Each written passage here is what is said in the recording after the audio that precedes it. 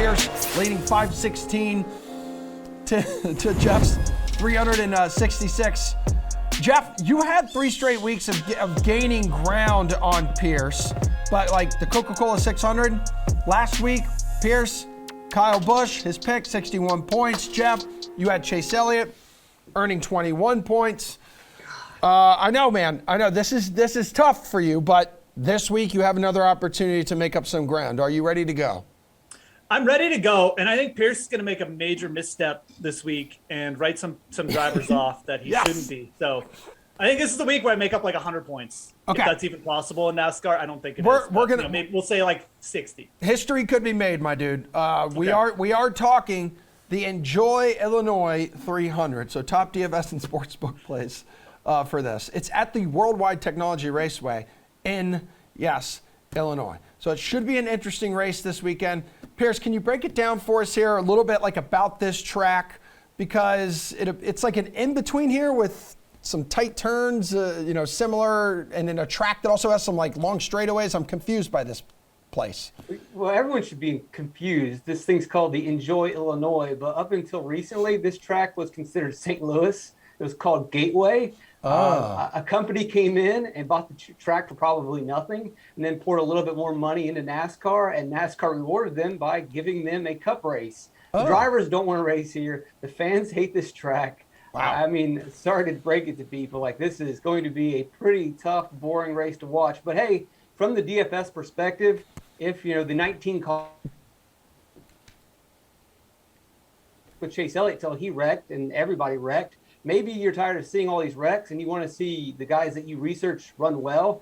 That's going to be Gateway. You want to see laps turned. You want to get rid of the volatility and randomness. Then the World Wide Technologies racetrack in St. Louis / Illinois, whatever, is a race for you. All right, so first time the Cup Series has been here. We've seen the Truck Series. We've seen the Xfinity Series on this track. Geoff, I'll start with you. Let's talk about some DFS options that have raced here. Priced over 10K as well. So Truex Jr., Kyle Busch, Chastain, they've all won here at the top of DFS pricing as well. Do they have an advantage? You like them in DFS this week, Geoff? Of course I like some of these guys. They're like the best drivers in the field. But, do they have a huge advantage because they've raced here? Actually, a lot of the field has actually raced here at some point. So that's one thing. And as Pearce alluded to, it's just a short track. So what I would look to more is where did some of these drivers have success on shorter tracks that we've seen already?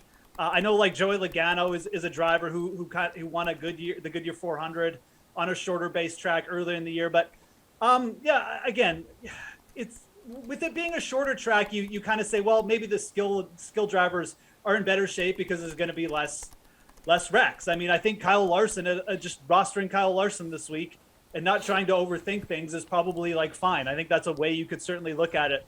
Going down, William Byron in one of those truck series.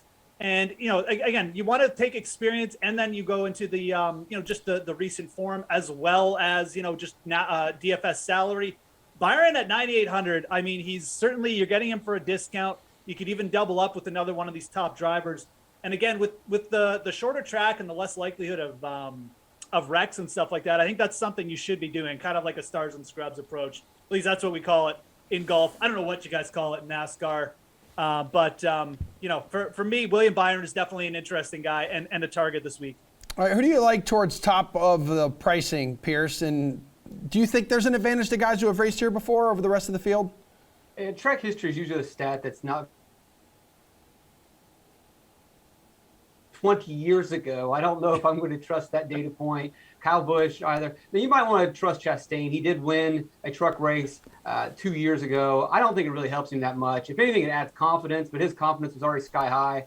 I like Geoff's William Byron pick. William Byron does have some recent history at Gateway, but what I really like is that his crew chief is Rudy Fugle, and Rudy Fugle spent multiple years in the truck series. He was setting up very fast trucks for the Gateway track. Byron has been one of the top drivers this season, so Byron and Chastain would be guys that I would consider if you want to kind of weigh a little bit of track history. All right, so let's go to the top of the board. So Larson, 11-3, Elliott, 10-2. They haven't raced here before. They're clearly guys to target then?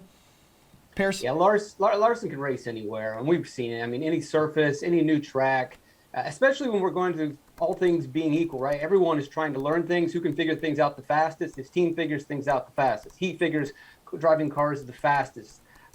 We have seen him struggle at some of the flatter tracks, but even his struggles means he's just a top 5 driver. I think the closest comparable track would be Nashville, where they raced for the first time last season. And then that first race at Nashville, which is kind of flat and kind of a short/intermediate track, he won the race. He led 264 laps. He's been incredible this season. Larson will be fine. I think Elliott will be there, but I don't think he's better than Larson. Geoff, what do you think?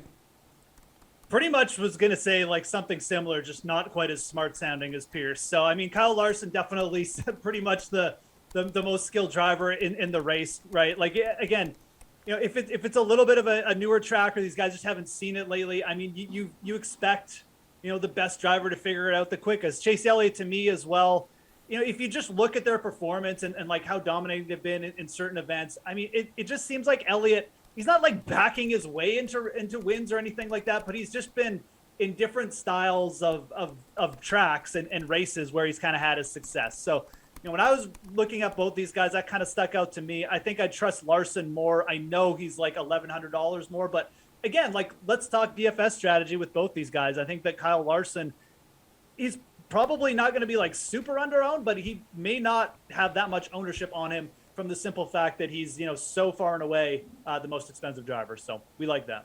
Pearce, how do you feel about Kevin Harvick as a good DFS play there in the mid-range pricing area? Because we saw him last week at Charlotte, and he's got a pretty good track history here, right?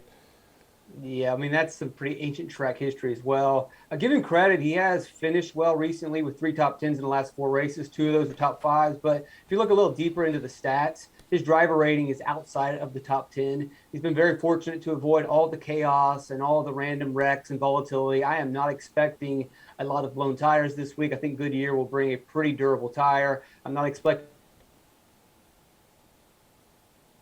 we're going to see a lot of green flag lap turning. And so Harvick is probably a 10th place car, and that's where he will finish. All right, who do you like in the mid-range pricing, Geoff? And is Harvick on your list?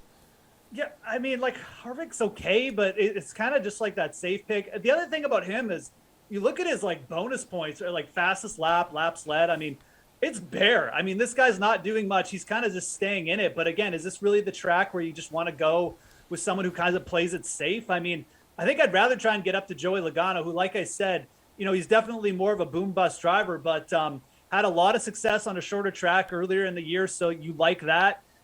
Going down, I mean, I think you could even go down to like Austin Dillon at 7,500. I think he gives you a lot of the same things that Harvick did, but he's just way cheaper. So for me, like, Harvick's just actually a little bit too expensive if you're really looking, below him. I think Austin Dillon is a better value for sure with a very similar output. All right, guys, this is it. This is the moment of truth. Oh, there's a lot of pressure on you right now, Ulrich. Ulrich, give me your favorite DFS play this week for this race. Come on.